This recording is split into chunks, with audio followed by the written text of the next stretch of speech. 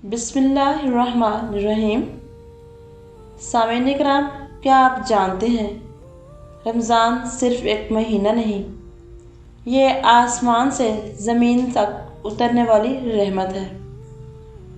वो कौन सी घड़ी थी जब वक्त थम सा गया था, जब फरिश्ते ज़मीन पर उतर आए और रब ने इंसान से बात की। रमज़ान अरबी लफ्ज़ रम से निकला है, जिसका मतलब है गुनाहों को जला डालना। ये वो चीज़ है जिसमें भूख हमें इंसान बनाती है और प्यास हमें अल्लाह के करीब ले जाती है।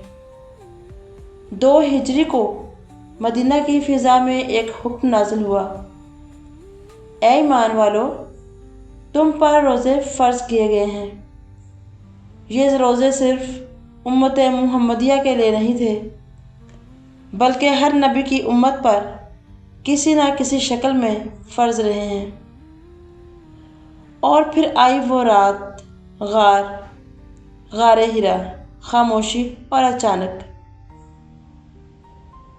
रमज़ान की अज़मत अचानक जब गारे हिरा में नबी सल्लल्लाहु अलैहि वसल्लम पर कुरान का पहला लफ्ज़ नाजिल हुआ, इकरा, पढ़ो। ये वो लम्हा था जब रमज़ान को हमेशा के लिए अज़मत मिल गई। रमज़ान की अज़मत इस दिन से जुड़ी है। वो रात थी लैलतुल क़द्र और वो महीना था रमज़ान। इसलिए कहा गया रमज़ान वो महीना है जिसमें कुरान नाजिल किया गया। एक और जगह पर फरमाया गया कि ऐ मुसलमानों, तुम पर रोज़े फ़र्ज़ किए गए हैं जैसा कि तुमसे पहले के लोगों पर फ़र्ज़ किए गए थे, ताकि तुम मुत्तकी और परहेज़गार बन जाओ। तक़वा के लफ्ज़ी मानी हैं अल्लाह के अहकाम को तोड़ने से बचना।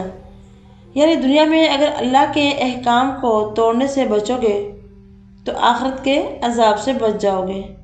अगर दुनिया में गलत कामों से बचोगे तो आखिरत में भी गलत कामों से बच जाओगे। लेकिन इसके ख़िलाफ़ जो क़ुव्वतें हैं, उनमें एक अपना हमारा नफ्स है। हमारे नफ्सियाती तकाज़े अंधे, गूंगे और बहरे हैं। भूख लगी है तो खा लो, हराम है या हलाल, क्योंकि इंसान नफ्स का ग़ुलाम है।